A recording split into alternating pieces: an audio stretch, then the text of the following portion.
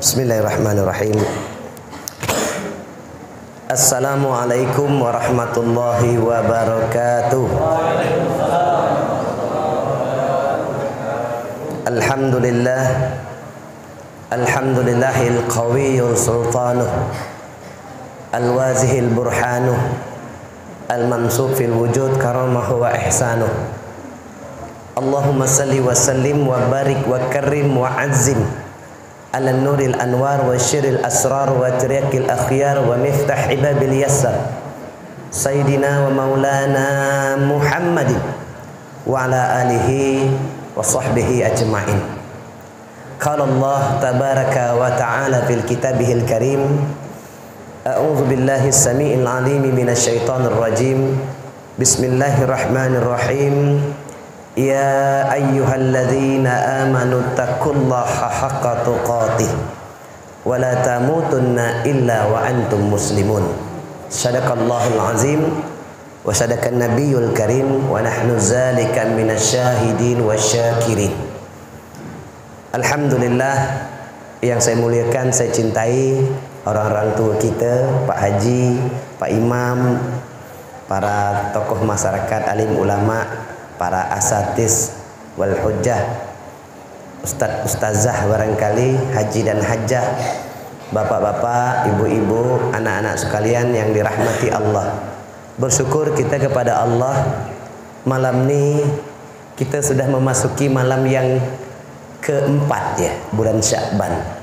Alhamdulillah, tadi Pak Imam kita bacakan doa, Allahumma barik lana fi Sya'ban wa ballighna Ramadan. InsyaAllah kalau panjang umur, mudah-mudahan Allah pertemukan kita dengan Ramadan yang kurang lebih 26 hari lagi. Amin. Amin. Mudah-mudahan doa kita diijabah oleh Allah Subhanahu wa taala dan benar-benar kita dipertemukan dengan Sayyidus Suhur, penghulunya para bulan, yaitu bulan suci Ramadan yang dinanti-nanti, yang dirindu-rindui oleh seluruh umat Islam seluruh dunia. Salawat dan salam semoga tercurah kepada qudwah hasanah Rasulullah Muhammad sallallahu alaihi wasallam. Dengan sama-sama kita mengucapkan Allahumma salli ala Sayyidina Muhammad wa ala alihi wa sahbihi ajma'in. Bapak Ibu yang saya muliakan, terima kasih. Kemudian wabil khusus saya lupa mengucapkan tadi kepada PHS, Pemuda Hijrah Selingga. Kalau dulu singkat, makin ini luas, Selingga, mudah-mudahan sekepri nanti. Amin. Yang sudah memfasilitasi, kebetulan di surau Al-Kautsar. Alhamdulillah, mudah-mudahan berkah buat kita semua. Berkah itu maknanya apa? Berkah itu maknanya bertambahnya kebaikan. Kalau dari hari ke hari orang semakin baik, berkah. Semakin bagus, berkah. Semakin nyaman, berkah. Semakin sejahtera, berkah.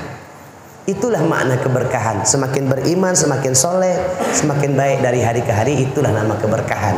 Mudah-mudahan kita dilimpahkan keberkahan oleh Allah Subhanahu wa ta'ala. Bapak Ibu, saya tak mengkaji yang berat-berat. Perang Rusia dengan Ukraina mungkin terlalu berat untuk kita kaji. Begitu banyak spekulasi macam-macam kalau kita lihat di media itu. Biarlah mereka berperang, jangan sampai kita di sini berperang, itu urusan mereka. Sunatullah, memang akan terjadi peperangan. Banyak kajian-kajian terkait dengan perang dan seterusnya, terkait dengan akhir zaman dan seterusnya. Tapi saya tidak membahas itu pada kesempatan yang berbahagia ini. Kita kaji yang ringan-ringan saja. Apa yang ingin saya sampaikan? Saya ingin menyampaikan tentang ciri-ciri orang yang mendapatkan hidayah. Ciri-cirinya seperti apa? Nabi sallallahu alaihi wasallam mengatakan, "Man yuridullahu bihi khairan yufaqihu fiddin." Barang siapa yang Allah Subhanahu wa taala menginginkan dia menjadi orang baik, maka Allah jadikan dia paham dengan agama. Jadi kalau Allah milih seseorang itu menjadi baik dan dipilih dia menjadi baik, dia paham agama. Maknanya apa orang yang paham agama? Ya tentu orang yang paham agama itu orang yang melaksanakan seluruh perintah agama dan juga meninggalkan seluruh larangan agama. Itu orang yang paham. Jadi kalau orang pada tingkatan itu, maka insya Allah dia khairan, orang yang baik.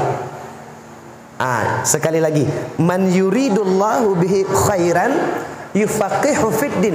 Barang siapa yang Allah menginginkan dia menjadi baik, maka Allah akan faqihkan dia, pahamkan dia dengan perkara agama. Bapak Ibu yang saya muliakan, tentu kita melihat dalam kehidupan kita sehari-hari bermacam ragam perilaku manusia. Kadang-kadang kita serumah aja beda-beda. Ada yang suaminya soleh, bininya salah. Ada yang bininya solehah, lakinya yang salah. Ada yang mak bapaknya baik, anaknya bergantung, degil. Macam-macam. Ternyata memang urusan hidayah, urusan menggetarkan hati seorang bersemayamnya iman, itu semata-mata urusan Allah Subhanahu wa ta'ala. Dalam sejarah kita tahu ada berapa banyak nabi yang orang-orang terdekatnya tidak beriman. Contoh, Nabi Ibrahim alaihissalam, apa kurang Khalilullah, Abu Anbiya, bapaknya para nabi. Itu bapak dengan maknya tidak beriman. Tidak beriman. Siapa bapaknya? Masya Allah, bapaknya nyuruh nyembah berhala. Bahkan bapaknya yang memproduksi berhala, yang membuat patung. Bermacam ragam patung itu dibuat oleh orang tuanya, dan disuruhlah Nabi Ibrahim menyembah. Tak mau Nabi Ibrahim. Akhirnya disuruh nyembah bulan, tak mau juga. Disuruh nyembah bintang, tak mau juga. Disuruh nyembah matahari, tak mau juga. Akhirnya Nabi Ibrahim berkesimpulan, yang berhak untuk disembah itu adalah yang menciptakan seluruhnya, bumi, bulan, bintang, dan matahari, Allah Subhanahu wa ta'ala. Nabi Ibrahim saja orang tuanya tidak beriman. Ini sejarah, bahwa apalagi barangkali kita manusia biasa. Yang kedua, Nabi Nuh alaihissalam. Siapa yang tidak kenal Nabi Nuh? Usianya 950 tahun. Berdakwah mengajak orang beriman kepada Allah 900 tahun lamanya. Masya Allah. Selama 900 tahun mengajak orang beriman kepada Allah, yang ikut 80 orang. Bayangkan 900 tahun berdakwah yang ikut 80 orang. Berarti satu orang 11 tahun baru dapat satu. 11 tahun baru dapat satu. Masya Allah. Berat nak ngajak orang. Apa kurangnya Nabi? Apa kurang makbulnya doa-doanya? Masya Allah. Mustajabnya doa-doanya. Tetapi Allah menguji Nabi Nuh. Allah menguji Nabi Nuh 900 tahun berdakwah, 80 orang yang mengikutinya. Bahkan anak dan istrinya pun tak mau ngikut. Dalam Quran digambarkan, ya bunayya kam ma'ana, wahai anakku, ikutlah bersama denganku. Anaknya siapa namanya? Kan'an. Tak mau. Apa dia bilang Nabi Nuh? Nanti kota ini akan tenggelam, anak dan istriku. Kami naik ke atas bukit, dia bilang. Bukit itu juga akan tenggelam. Kami naik atas pohon. Pohon itu akan tenggelam. Tak percaya. Tetap tengkar, kata orang Melayu. Ingkar, ngeyel. Tak mau ikut apa yang disampaikan oleh Nabi Nuh alaihissalam. Akhirnya benar, istri dan anaknya tenggelam. Saya mohon maaf, kita ni memang musim ni. Kalau dicocok Omikron pula kata orang. Ramai yang batuk pilek ni di Dabuk ni. Saya keliling rumah tu, rata-rata batuk pilek ni.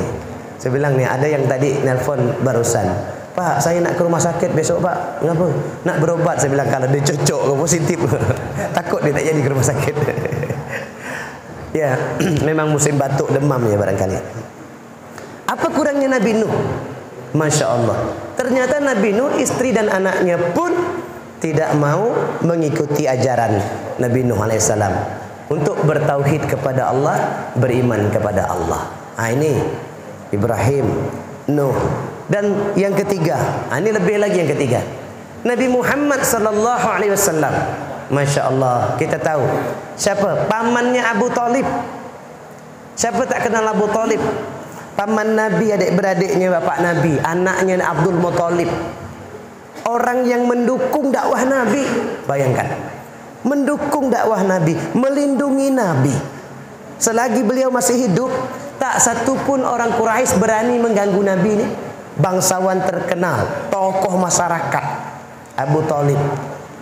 Maka kemudian Isra Mi'raj yang lalu kan disebut kejadiannya di tahun apa? Tahun Amul Husni, tahun duka cita, tahun kesedihan. Karena di tahun itu salah satunya membuat sedih adalah pamannya meninggal. Kenapa Nabi sedih? Bukan hanya sekedar sedih pamannya meninggal, tapi sedih karena pamannya meninggal belum sempat masuk ke dalam Islam. Itu yang bikin Nabi sedih. Masya Allah, Bapak Ibu sekalian, Nabi Muhammad SAW kekasih Allah. Apa kurangnya kalau Allah, Nabi minta kepada Allah? Mudah. Tetapi ternyata memang Allah jadikan pelajaran. Allah jadikan pelajaran bagi kita semua, bahwa sesungguhnya Nabi Ibrahim orang tuanya tak beriman. Siapa lagi? Nabi Nuh, istri dan anaknya tak beriman. Nabi Muhammad SAW, Abu Talib tak sempat beriman. Apalah kalau Allah ingin membuat ini merekayasa, ini gampang. Tetapi Allah sengaja jadikan itu semua. Allah ciptakan itu semua agar menjadi iktibar bagi kita semua, bahwa sesungguhnya urusan hidayah, bahkan Nabi Muhammad diperingatkan oleh Allah, urusan hidayah, urusan keimanan, urusan ketaatan, urusan orang menjadi patuh, menjadi rukuk, menjadi sujud kepada Allah, itu urusan Allah lah yang membolak-balik hati seorang hamba. Hak Allah. Apakah kita tidak punya hak? Jangan pula habis itu kita pendapat, biarlah kau, memang aku inilah nasib. Nak jadi memang akulah bergantung beginilah, urusan Allah. Nah, salah juga gitu. Jangan kita berpemahaman begitu. Hak Allah menentukan. Hak kita apa? Hak kita meminta, memohon, berdoa. Maka kemudian di dalam solat kita kan, kita diajarkan meminta, memohon. Apa kata Allah? Ud'uni astajib lakum. Kalian berdoa, aku kabulkan. Apa hak kita? Minta kepada Allah, minta hidayah buat kita agar istiqomah, minta hidayah buat suami kita, minta hidayah buat isteri kita, minta hidayah buat anak kita. Karena Allah mengatakan kepada kita bahawa kalau ada yang minta, aku beri. Berdoa, aku kabul. Tugas kita minta. Maka di dalam sujud ada 3 doa. Maka kan ada sujud agak panjang. Biasa imam ada sujud agak panjang tu. 3 doa yang dibacakan. Yang pertama, Allahumma khtim lana bil iman, wa khtim lana bil Islam, wa khtim lana bil husnil khatimah. Ya Allah, tetapkan kami dalam iman, dalam Islam, dan akhiri hidup kami dengan husnul khatimah. Itu doa yang pertama. Jadi kalau ada imam dia sujud terakhirnya itu agak panjang tu, berarti dia baca doa. Boleh tak? Boleh. Bagus. Tapi jangan panjang sangat. Kalau orang sampai lama betul imam ni sujud ya. Doa yang pertama. Doa yang kedua, Allahumma rzuqna taubatan nasuha qabla al-maut. Ya Allah, berikan kami rezeki taubat nasuha sebelum kami mati. Saat sujud. Saat sujud. Dan yang ketiga, ini yang saya maksud. Ya muqallibal qulub, sabbit qalbi ala dinik. Inilah doa yang saya maksud. Hak kita meminta, wahai Allah yang maha membolak-balik hati, tetapkan, sabatkan hati kami di dalam agama ini. Ini hak kita itu. Hak kita itu minta kepada Allah. Jangan kemudian mentang-mentang anak kita degil, adik kita degil, mak kita tidak semayang, bapak kita tidak semayang, kita biarlah, itulah hak Allah. Tidak. Hak kita minta kepada Allah, karena sesungguhnya Allah memberikan ruang. Ya muqallibal qulub, sabbit qalbi ala dinik, sabbit qulubuna ala dinik. Wahai Allah yang maha membolak-balik hati, tetapkan hati kami di dalam agama ini. Ya muqallibal qulub, sabbit qalbi ala ta'atik. Wahai Allah yang maha membolak-balik hati, tetapkan hati kami di dalam ketaatan. Biar taat. Ya muqallibal qulub, tsabbit qalbi ala da'watik. Wahai Allah yang maha membolak-balik hati, tetapkan hati kami di dalam dakwah ni. Masya Allah, ni anak-anak PHS ni luar biasa ni, tiap pekan ni keliling dakwah. Masya Allah, berkah-berkah insya Allah ni. Tapi minta tetapkan hati kita. Sujud, sujud itu kita disunahkan doa. Apalagi solat sunnah, panjang-panjang. Kenapa sujud itu penting? Karena saat sujud itu paling mustajab. Nabi SAW mengatakan akrabu abdi min rabbih wa huwa sajud. Seakrab-akrabnya yang batuk dikat ya.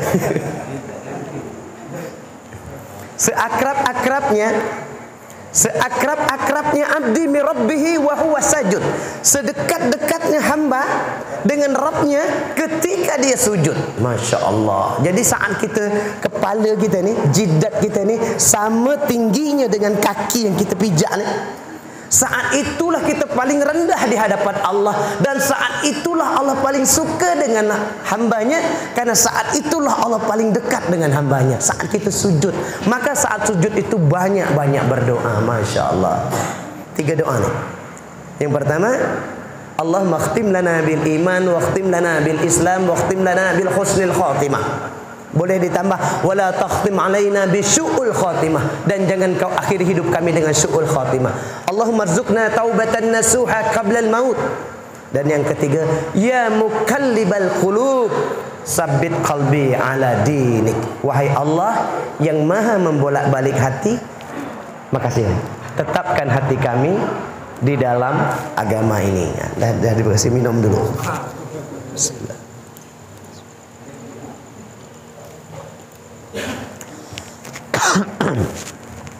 Jadi begitu ya, urusan kepatuhan, urusan ketaatan bukan berarti kepasrahan. Biarlah degel aku duduk degel ke. Dulu aku nakal juga. Tidak.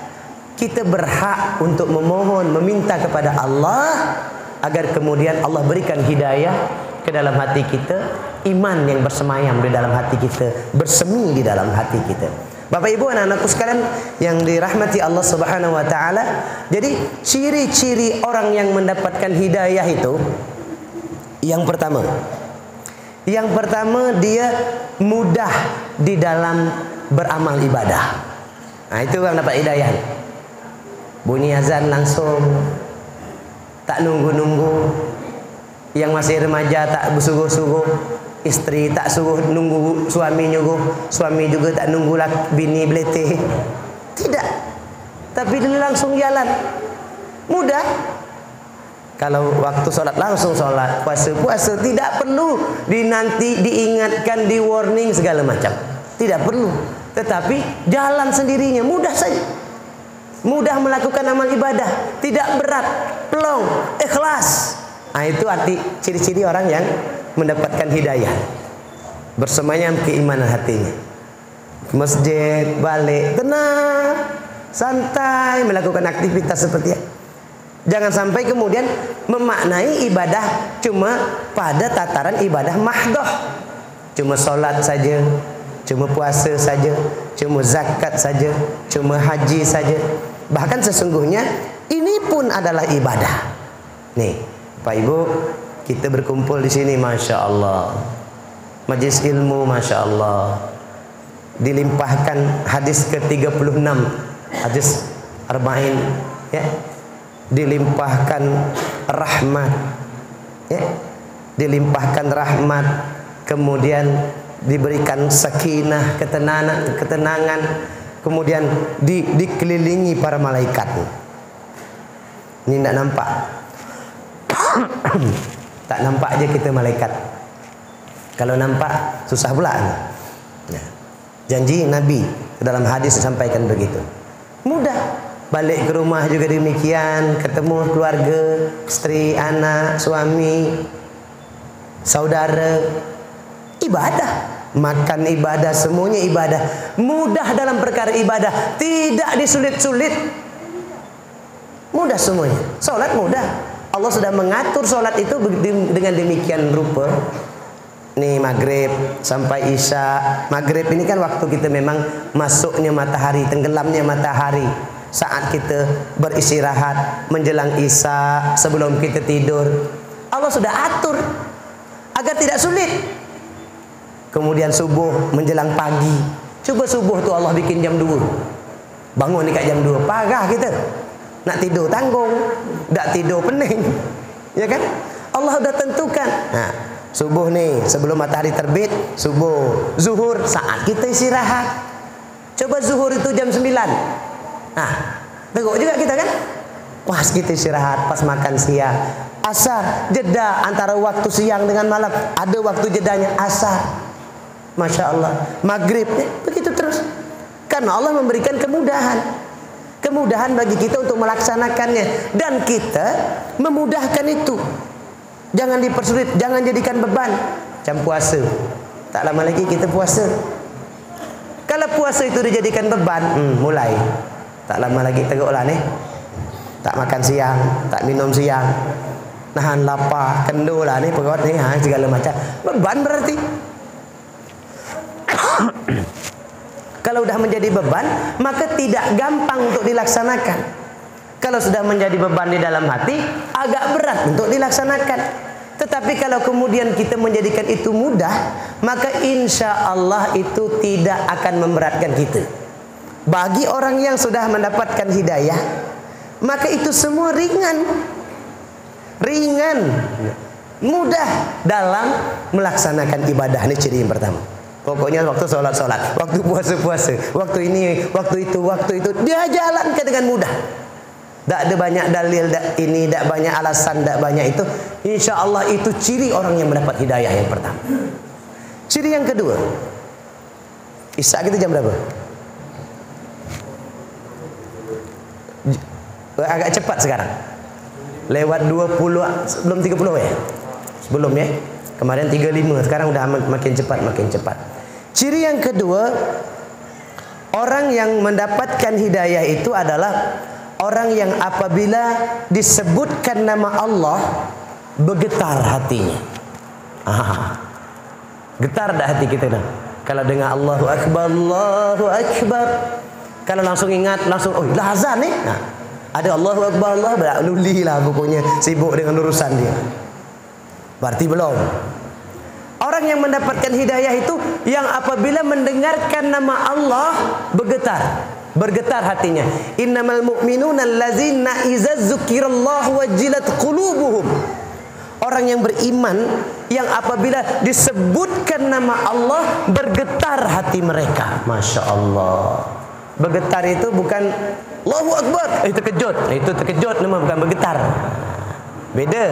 Bergetar itu terpanggil, langsung telinganya nangkap, mendengar, otaknya mikir, hatinya langsung bergetar. Jadi ketika nama Allah disebutkan, langsung terpanggil. Allah lah yang maha besar, yang lain kecil. Apabila disebut nama Allah, bergetar hatinya. Jadi kita sekarang lagi sibuk kemarin perkara tua yang harus dikecilkan. Ini saya jadi pertanyaan juga. Tua besar macam ni je belum tentu penuh masjid kita. Apalagi kecil Pak Haji. Allahu Akbar, Allahu Akbar, pelan. Bila perlu kita pasang 4 penjuru ni. Pakai kuat-kuat. Belum tentu semua masyarakat sekitar kita ini juga datang untuk solat berjamaah di sini. Belum tentu. Apalagi tua anak setel kecil pula. Saya yakin ni alasannya tambah lagi. Kenapa tak dengar kau? Tak dengar. Macam mana bergetar? Tak dengar nama Allah disebutkan, tak bergetar. Ya, jadi kalau ada orang yang disebut nama Allah bergetar hatinya, insya Allah dia beriman, ada hidayah keimanan dalam hatinya. Tapi ada orang yang disebutkan nama Allah, azan yang berkumandang kuat, kencang, risau hatinya. Nah, ini bergantung hati itu. Nah, saya cerita nih, beberapa hari yang lalu saya ngeruqyah nih. Saya cerita. Saya ngeruqyah seorang ibu-ibu muda. Jadi waktu saya bacakan ayat Quran, dia tiba-tiba membuat lingkaran di atas lantai. Ngapa saya bilang? Setelah dia membuat lingkaran itu, dia membuat segitiga di dalam lingkaran itu.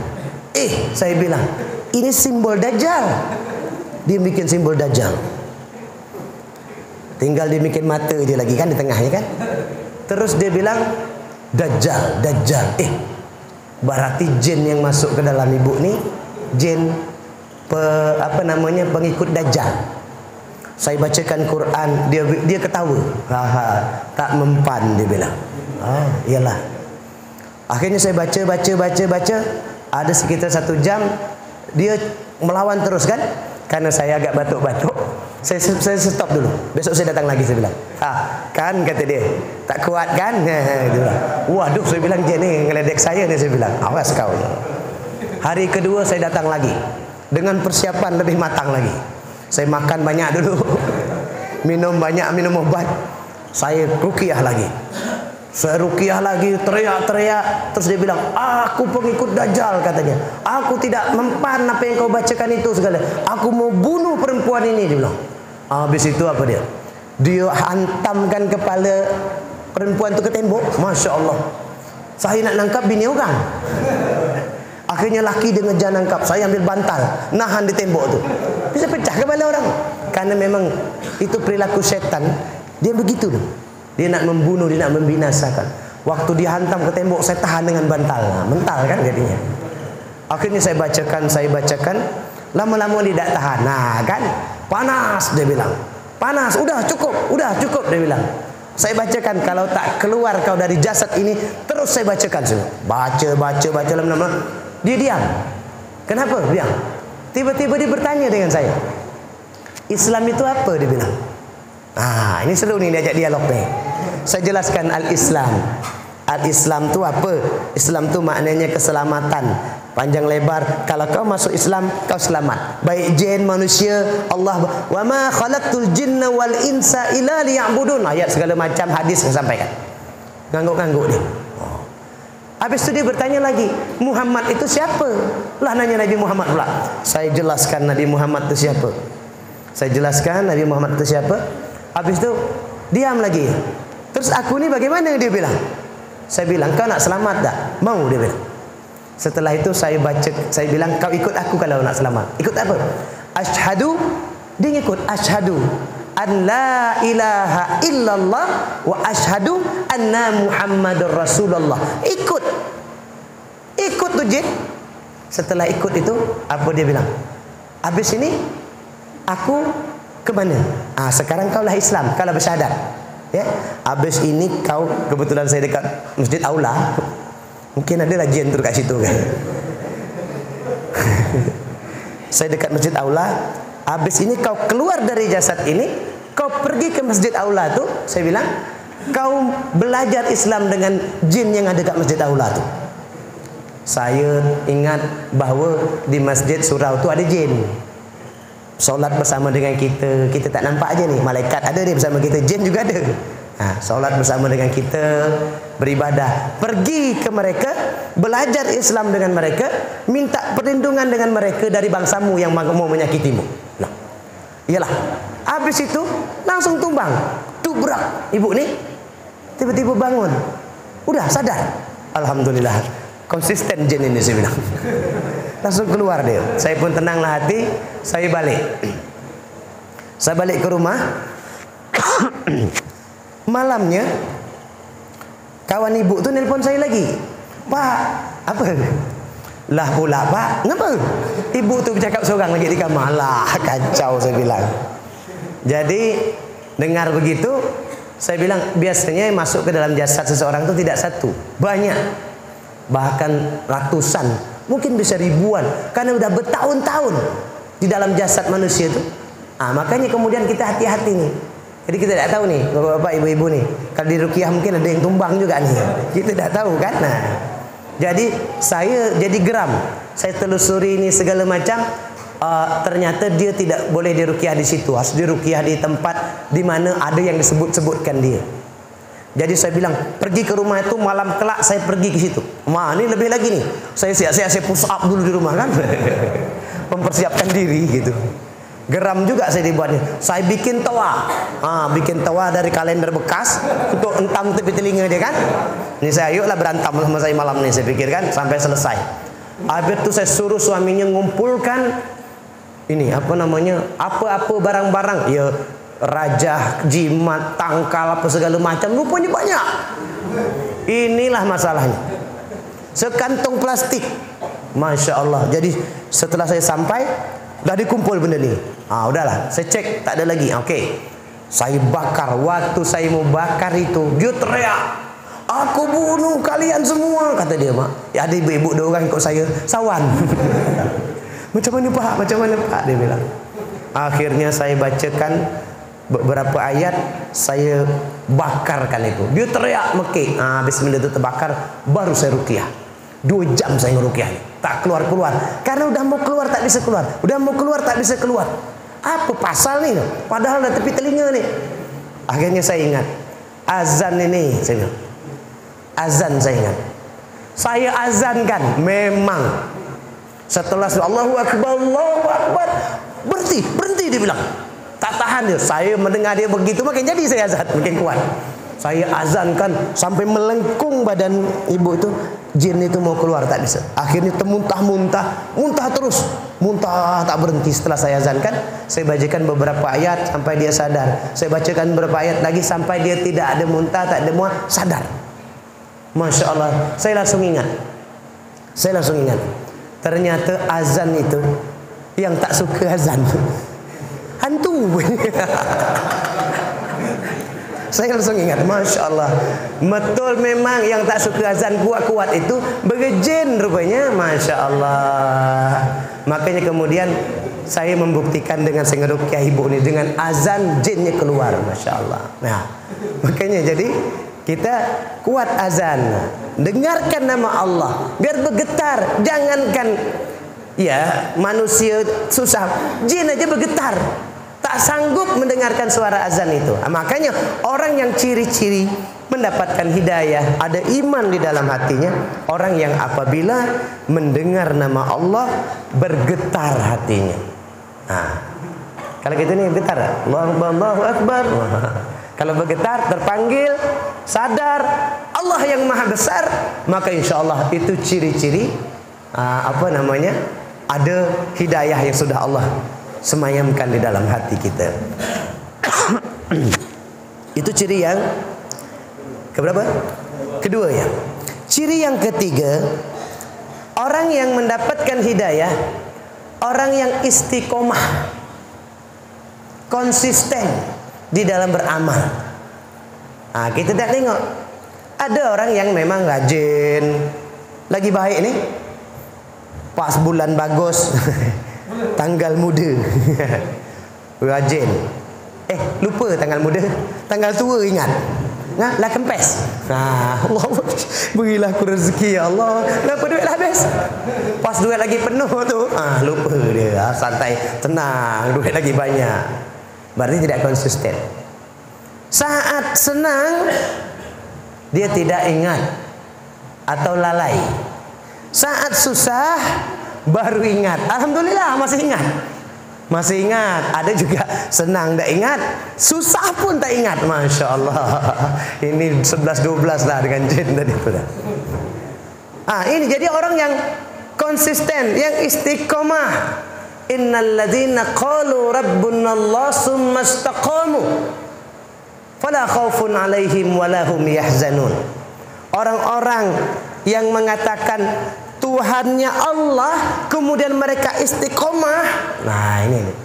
Fala khauf, tidak ada takut. Fala khaufun 'alaihim wala hum yahzanun, dan tidak ada kesedihan bagi mereka. Jadi kalau orang konsisten, istiqomah, jangan takut. Jangan takut tak dapat rezeki, jangan takut akan penyakit ini. Insya Allah, jangan takut masa depan, jangan takut ini, jangan takut itu. Karena Allah menjamin barang siapa yang istiqomah dengan agamanya, tak usah takut, tak usah sedih. Allah memberikan jaminan. Istiqomah. Makanya ketika ada ayat turun, fastaqim kama umirta, istiqomah, Nabi SAW bertambah uban. Memang berat Pak Haji, berat. Istiqomah itu berat. Bukan gampang kita nak konsisten 5 waktu. Aku ni nak konsisten 5 waktu ni, tetap di masjid ni. Banyak gangguan. Banyak. Inilah itu, kawan ngajak sini, kawan ke sini lah. Badan penat lah, perut dah kekenyang lah, inilah itu. Semuanya memang gangguan. Untuk istiqomah itu berat. Maka Nabi ketika ayat istiqomah ini turun bertambah uban. Karena berat, mikir beratnya istiqomah ni. Masya Allah. Barang siapa yang tetap istiqomah, insya Allah dia memang dapat hidayah dari Allah. Dia dipilihnya menjadi baik oleh Allah. Masya Allah. Jadi istiqomah. Bukan hari ini kita rajin, udah tu hilang. Bulan puasa, hari pertama paling depan, sab pertama. Hari kedua, sab kedua. Hari ketiga, sab ketiga. Hari keempat, lesap. Berarti tidak istiqomah. Atau baca Quran, Masya Allah, hari pertama bulan puasa, Bismillahirrahmanirrahim, mekik sana mekik sini, wah betul. Di mana-mana ni tawabu bunyi. Sampai habis 1 juz 1 malam, 2 juz 1 malam. Masya Allah, suka kita dengar. Hari keempat, hari kelima kita tengok. Jadi itu istiqomah. Memang berat. Tak saya, tak siapalah. Tapi paling tidak kita berusaha. Konsisten. Allah lebih menyukai ibadah yang al-mutawassil. Continue. Terus menerus. Walaupun sikit, terus menerus. Baca Quran cuma 1 lembar atau 5 ayat, tapi tiap hari baca. Habis ngaji baca, habis solat baca, habis solat baca. Istiqomah. Walaupun sedikit tapi istiqomah. Sekali banyak, sekali habis tu dah. Itu. Ini ciri yang berapa tadi? Ketiga. Istiqomah. Orang yang mendapatkan hidayah, orang yang Allah pilih menjadi baik itu, kalau nampak dia istiqomah dengan kebaikan, terus baik terus, insya-Allah ni orang dapat hidayah ni. Ini orang ada keimanan di hatinya. Ini Allah pilih jadi orang baik. Tak gampang itu, dipilih Allah. Yang keempat, orang yang kemudian Allah berikan dia kebaikan dan mendapatkan hidayah. Ciri yang keempatnya adalah yang selalu menghafal Quran, berusaha menghafal Quran. Ini ciri-ciri juga nih. Jadi pelan sikit. Kadang ada orang tu, aduh tak ada nyambung lagi kau. Ngapa? Teruk nak ngapal tu. Ya, tapi paling tidak berusaha. Berusaha menghafal Quran walaupun ayat demi ayat terbata-bata, pelan-pelan, pangkal dihafal sampai ke ujung hafal, pangkal lupa. Tengah hafal, pangkal dengan ujung lupa. Bukan masalah itunya. Masalahnya kita berusaha tidak untuk menghafal ayat-ayat Quran. Tak salah sampai berjos-jos kalau pun tak. Paling tak yang surah-surah pendek yang biasa kita bacakan. Ya, kalau disuruh orang waktu solat tarawih, bisa kita bawakan ni. Paling tidak berusaha untuk menghafal Quran. Jadi orang yang mendapatkan hidayah, ciri yang berikutnya itu adalah orang yang apabila dia berusaha untuk menghafal Quran, berinteraksi dengan Quran. Itu ciri-cirinya. Yang kelima, orang yang mendapatkan hidayah, ciri yang kelima adalah orang yang selalu berusaha bersedekah, apapun kondisinya. Sedekah jangan nunggu berduit, jangan nunggu banyak duit, jangan nunggu kaya. Kalau nunggu kaya, wah, bila masa nak sedekah. Tapi sedekah ini apapun kondisinya adalah dia tetap sedekah. Walaupun entah 500 rupiah, entah 1000 rupiah, 10.000 rupiah, bawa ada je di dalam saku ni, bawa Tuhan kotak amal masuk. Tapi sedekah ini sedekah yang cuma Allah yang tahu. Jangan nampak megah lama masuk kan. Tu ulu terik. Sedekah yang minta dilihat. Walaupun kondisinya susah, sedekah. Kalau lagi senang bersedekah, banyak orang bisa melakukan. Tetapi sedang dalam kondisi sulit, tetap bersedekah, itulah yang luar biasa, Masya Allah. Jadi kan, kalau kita nak menebus kesulitan hidup, nebus penyakit, nebus biar rezeki Allah bertambah, menebus kesulitan, kerisauan apa, segala macam kehidupan kita, sedekah. Insya Allah pasti Allah berikan jalan keluar. Pasti Allah berikan jalan keluar terhadap seluruh permasalahan yang kita hadapi. Jadi sedekah, konsisten juga sedekah, walaupun sikit-sikit dia sedekah. Yang keenam, ciri orang yang mendapatkan hidayah adalah orang yang berusaha menghindari maksiat, menjauhi. Ini nak dosa, jangan dosa, nak nyebut dosa, maksiat, dosa, segala macam. Jadi jangan berusaha untuk menghindari terus. Ini betul. Kau nak ke mana? Nak ke sini, nak ke pantai ni, kawan-kawan ngumpul di pantai ngapa? Mikir ni. Ada maksiat tak? Ada maksiat tak? Kalau maksiat aku tak nak. Menghindar. Berarti itu ada ciri-ciri orang dapat hidayah. Ni orang kumpul ni berdangdut kat pantai, ayo. Itu sama je berarti itu. Suka dengan maksiat-maksiat tu, dah ikutlah. Berarti belum nampak cirinya. Jadi menghindar maksiat. Nak bercakap, kadang-kadang kan kita larut dalam pembicaraan, kawan-kawan suka nyebut kawan kita ini itu, ikut kita. Tapi sangat astagfirullah. Ini menceritakan aib saudara, maksiat, dosa. Ini maksiat, dosa, menghindar ini. Kalau sudah ada remnya di situ, menjaga dirinya dari itu, insya Allah itu ciri orang yang mendapatkan hidayah. Dan yang terakhir, ciri orang yang mendapatkan hidayah adalah orang yang senantiasa memperbaharui taubatnya. Memperbaharui taubat, insyaallah. Maka setiap 5 waktu kita solat itu kan selalu ada taubat, istighfar, kita minta ampun kepada Allah, minta ampun atas kesalahan, minta ampun atas kesalahan. Kita tidak tahu, tapi kita harus sadar bahwa kita ini banyak salah kepada Allah, apalagi banyak. Maka kadang-kadang dosa-dosa kecil yang kita sengaja tak sengaja, ingat tak ingat kita lakukan. Tapi dengan kita minta ampun dengan Allah kepada Allah setiap hari, Allah akan hapuskan. Itu yang dimaksud dengan memperbaharui taubat. Istighfar terus. Maka tidak ada istilah dosa besar. Kalau seseorang itu kemudian selalu bertaubat kepada Allah, taubat nasuha. Dan tidak ada istilah dosa kecil. Kalau terus menerus dilakukan, terus, lama-lama bertumpuk, jadi dosa besar juga. Makanya jadi orang yang mendapatkan hidayah dari Allah Subhanahu wa taala, ciri yang berapa tadi? Ketujuhnya adalah orang yang senantiasa memperbaharui taubatnya. Banyak-banyak kita bertaubat, minta ampun kepada Allah Subhanahu wa taala. Mudah-mudahan dengan banyak bertaubat, Allah Subhanahu wa taala mengampuni segala dosa kita. Kemudian Allah Subhanahu wa taala memberikan lebih lagi hidayah, keimanan, ketaatan, kepatuhan, sehingga diberikan menjadi man yuridullahu bihi khairan yufaqihu fiddin. Barang siapa yang Allah menginginkan dia menjadi orang baik, maka dia menjadi paham dengan agama, ngerti dengan agama, paham melaksanakan agama. Mungkin itu yang bisa saya sampaikan, karena waktunya juga sudah hampir isya. Terlebih terkurang saya mohon maaf. Kalau salah dari saya minta maaf dan minta ampun kepada Allah. Astaghfirullahalazim. Biar Allah Subhanahu wa taala mengampuni segala khilaf dan salah.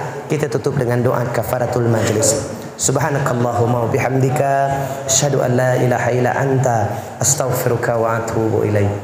Bila taufiq wal hidayah. Wassalamualaikum warahmatullahi wabarakatuh.